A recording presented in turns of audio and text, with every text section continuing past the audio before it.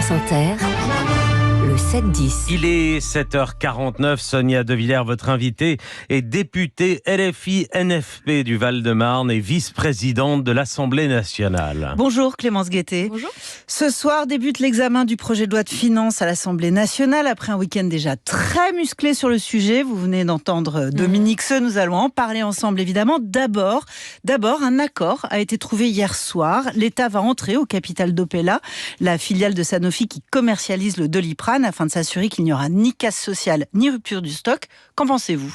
Je suis très sceptique et j'attends de voir. On va voir les détails de l'accord dans la journée, mais comme les syndicats, on craint que ça soit accompagné d'un plan social énorme. Ce fonds américain, d'ailleurs, qui va reprendre cette filiale, c'est un spécialiste des plans sociaux. Je rappelle qu'il a repris But, Conforama et qu'il y a eu des milliers d'emplois supprimés.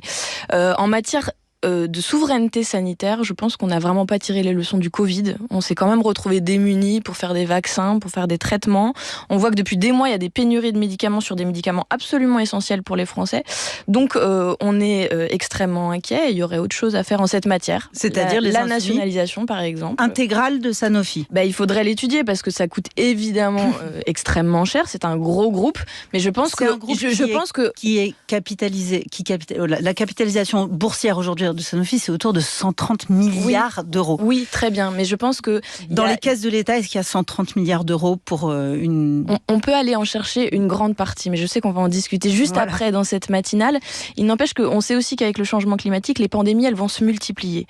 Et qu'on doit s'armer pour pouvoir faire face à ça, et notamment la recherche médicale est absolument fondamentale pour les années à venir. Donc il y a autre chose à faire en matière de souveraineté industrielle. Et dans un texte publié hier dans la Tribune dimanche, 3 députés Renaissance, dont Gérald Darmanin, suggèrent de céder des participations dans des entreprises cotées. L'État en détiendrait autour de 180 milliards. Et ces députés disent il suffit d'en vendre 10% et plus la peine de hausse d'impôts, plus la peine d'augmenter les charges qu'ils estiment contre-productives. Ça vous paraît une piste ? Parce que Bercy s'y est dit pas tout à fait opposé. Ah, mais j'ai aucune surprise là-dessus, que la droite ne soit pas opposée au fait que l'État brade absolument tout, puisque c'est ce qu'on fait depuis 40 ans. En France, on a bradé des services publics essentiels, on a privatisé des entreprises sur lesquelles on avait la main, les aéroports, bref. Ce sont des vieilles recettes. Et en fait, je suis atterrée qu'on continue de nous présenter cette pensée dominante qui nous a menés dans le mur budgétaire qu'on voit aujourd'hui comme la solution. Et nos propres solutions, c'est-à-dire un autre système de partage des richesses, des nationalisations, comme des solutions aberrantes. Je pense que les grands génies de la finance qui sont en manette depuis 40 ans en appliquant les recettes néolibérales devraient faire preuve d'un tout petit peu d'humilité.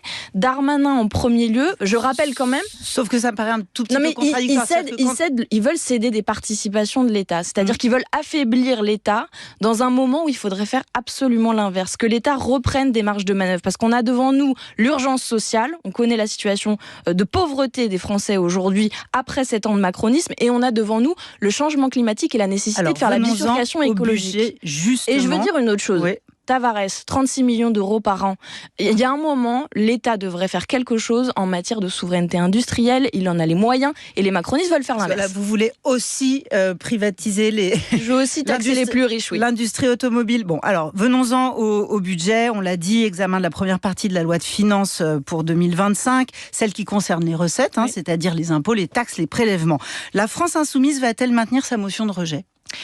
En tout cas, on va la présenter et on va dire ce qu'on a à dire sur ce budget. Même si le Rassemblement national a déjà dit qu'il ne la voterait pas. Mais le Rassemblement national fait ce qu'il veut. Ça fait quelques mois qu'il a décidé de sauver Monsieur Macron, qu'il a décidé de valider le gouvernement de Monsieur Barnier de droite, qu'il a décidé de valider le budget austéritaire. Donc le fait que Monsieur Barnier est pour la retraite à 65 ans. Je veux dire, non mais il y a une chose de l'enseignement qu'on peut tirer de cette commission des finances qui s'est passée la semaine dernière, c'est qu'il y a maintenant une alliance qui est très claire, que les Français doivent absolument comprendre, qui va de la Macronie, en passant par la droite, jusqu'à l'extrême droite, pour faire les poches de toujours les mêmes personnes, c'est-à-dire le grand nombre. C'était ça le budget initial qui nous était présenté et qu'on a amendé. Vous l'avez dit à la fin, il y a eu un vote contre, ce que vous avez appelé un sursaut, sans doute, de bonne conscience en dernière minute. C'est l'édito de Dominique auquel vous faites Exactement. Ce qui veut dire que le RN a validé le budget austéritaire, permet au gouvernement Barnier de continuer de faire les poches des Français. C'est quand même une question, c'est-à-dire 60 milliards d'euros de prélèvements supplémentaires qui donc ont été rejetés finalement samedi. Est-ce que c'était une bonne idée d'y aller aussi fort sur le choc fiscal, puisque finalement ça ne conduit qu'à une chose, au rejet. Michel Barnier a dénoncé un concours Lépine fiscal, le ministre des Comptes publics a parlé d'un enfer fiscal en France, le député Ensemble David Amiel a parlé lui de boucherie fiscale, de budget Frankenstein. Voilà. Oui. Non, mais là encore un petit peu d'humilité. Aujourd'hui, avec les macronistes, il y a eu 1000 milliards de dettes supplémentaires. Il y a 200 milliards d'aides aux entreprises qui profitent largement aux grands groupes, sans contrepartie sociale, sans contrepartie écologique. Ça, c'est les recettes magiques de la Macronie qui nous mettent dans cette situation aujourd'hui. Ça fait des semaines que le gouvernement dit nous on va présenter un budget mais très simplement et puis les parlementaires pourront amender parce qu'en fait c'est notre rôle. Pourquoi 60 milliards ? Parce qu'en fait c'est le chiffre miroir de ce que Barnier veut faire comme coupe dans les budgets. Les budgets c'est pas n'importe quoi, c'est les ministères, donc l'État, c'est quasiment 2 milliards de moins pour l'écologie, c'est 4000 profs de moins dans le pays, c'est les budgets des collectivités alors qu'elles sont déjà à l'os et qu'elles n'arrivent plus à faire face à tout ce qui leur est demandé, c'est le budget de la sécurité sociale. Donc nous, on est allé chercher 60 milliards de recettes supplémentaires et pas n'importe où. En fait, je veux vraiment faire entendre qu'il y a eu une suraccumulation des richesses dans ce pays. Quand Laurent Saint-Martin, le ministre des Comptes publics, répond justement à ces amendements nés en commission de finances et dit c'est un matraquage fiscal qui toucherait tous les Français, les économies de toute une vie, des PME familiales, des successions, des transmissions, des assurances-vie, des épargnes, des résidences principales. Lui, il dit ces hausses impacteraient tous les Français de la classe moyenne comme les petites entreprises. Il ment ? C'est leur budget initial qui avait cet effet-là. Et c'est justement ce qu'on lui reprochait, c'est-à-dire de taper tous azimuts sur tous les Français, y compris sur ceux qui n'ont plus les moyens aujourd'hui de payer. Par exemple, la taxe sur l'énergie qu'ils avaient prévue initialement. Ça agissait indifféremment sur tous les Français. D'accord, les gros consommateurs d'énergie, mais aussi n'importe qui, les petits ménages, pour leur consommation quotidienne. Nous, on a voté au contraire le fait que la TVA puisse être amoindrie pour les premiers kilowattheures, c'est-à-dire ceux qui sont indispensables à la vie. Donc c'était leur budget qui crée cet effet-là indistinct, on tape sur tout le monde, etc. Nous, ce qu'on a proposé 19 milliards de prélèvements, vous en proposez 60 de plus. Oui, mais principalement sur les plus riches, une nouvelle fois.